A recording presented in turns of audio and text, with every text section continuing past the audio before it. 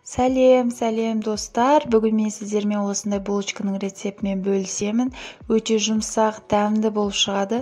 Видеоны соңына дейін қарап, лайк басып, комментарий қалдырып, мені қолдап кетулеріңізді сұраймын. Ең алдымен таза ыдысымызға жылы сүтімізді құямыз, және де жылы су құямыз. Бұл жерде тек қана сумен немесе сүтпен елесеңіздер де болады. Бір ас қасық толтырмай ашытқымызды саламыз. Және де кішкене шым тұз қосып жібереміз.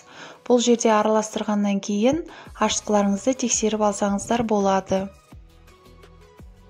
Кішкене көпіріп ұлғайса, демек сіздердің қамырларыңыз жақсы көтеріледі деген сөз. Бір рет араластырып жіберіп, оның үстіне қантымызды және де бал қосамыз. Балды қосқан себебім, балды қосқаңыздар сіздер қамырларыңыз жұмсақ күйінде ұзақтау сақталады.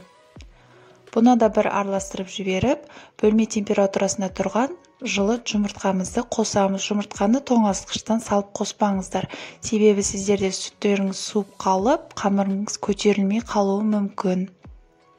Оны да бір араластырып жіберіп, алдын ала електен өткізіп алған ұнымызды аз-аздан саламыз. Бірден бәрін салып жібермеңіздер, себебі ұн әркімде әрқалай болады. Аз-аздан салсаңыздар, сіздер өздеріңізге керекті қамырды дайындап аласыздар. Осылай аз-аздан қосып, толық араластырып, және де 2-3 рет бөліп араластырып қосып алдым. Міне осылай қасықпен араластырамыз. Қасықпен араластыру қиындаған кезде ғана қолмен жұмыс істейміз. Сол кезде ыңғайлы болады. Бірден қолмен жұмыс істегенде қолыңызға жабысып, кішкене қиындық тудыруы мүмкін. Өте оңай, тез, жылдам дайын болатын қамыр. Осы қамырмен неше түрлі ішіне салмасын салып, түрлі булочкалар дайындай берсеңіздер болады. Өте жұмсақ күйінде ұзақ сақталатын жақсы қамыр болып шығады. Осы қолға жабысып, ұнды салып болғаннан кейін бұдан артық салмаңыздар. Осы жеткілікті, содан кейін ерітілген сары майымызды салып, жақсылап араластырып аламыз. Бұны араластырып болғаннан кейін осындай қолға жабыспайтын, бірақ өте жұмсақ қамырымыз дайын болады. Бұны бетін жауып, жылы жерге шамамен 20 минут 30 минуттай қойып қоямыз. Көтерілген қамырымызды алып, оны бөлшектерге бөлеміз. Барлық булочкаларыңыз бірде болып шыққан қаласаңыз, осылай мен секілді таразға бөліп алсаңыздар болады. Менде шамамен 70 граммдай өлшеп, осы 70 граммнан шамамен 15 шақты булочка шықты. Және бұны үстелдің үстіне дөңгелету арқылы осылай бір келкі қалыпқа түсіріп аламыз. Және де асты майланып тұруы қажет, міндетті түрде жабысып қалмасын. Бұның үстіне міндетті түрде салафан жауып, осылай кішкене тындырып қойсаңыздар болады. Беті ашық қалып кетпесін, қатып қалуы мүмкін.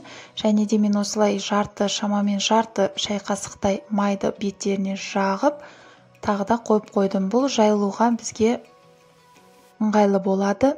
Осылай жайып болғаннан кейін корицамен қант араластырдым. Мен корицаны қосып істесеңіздер, иісі өте күшті болып шығады, және дәмі де өте керемет болып шығады.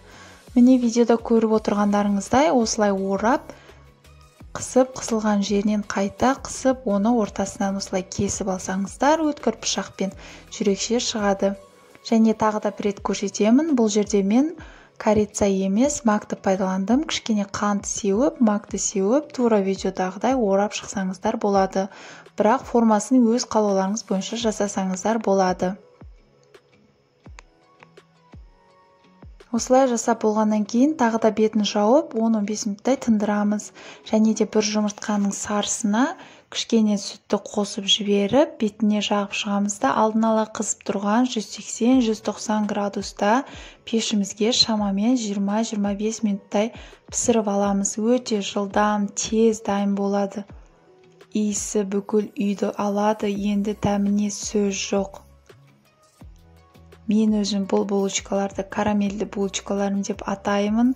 Видеода көріп тұрғандарыңыздай өте дәмді болып шығады. Сырты қытырлап, іші деген жұмсақ болады. Сіздерге міндетті түрде жасап көріңіздер. Отбасыларыңызды және жақындарыңызды қуантыңыздар. Менімен бірге болғандарыңызға рахмет. Сіздерге сәттілік.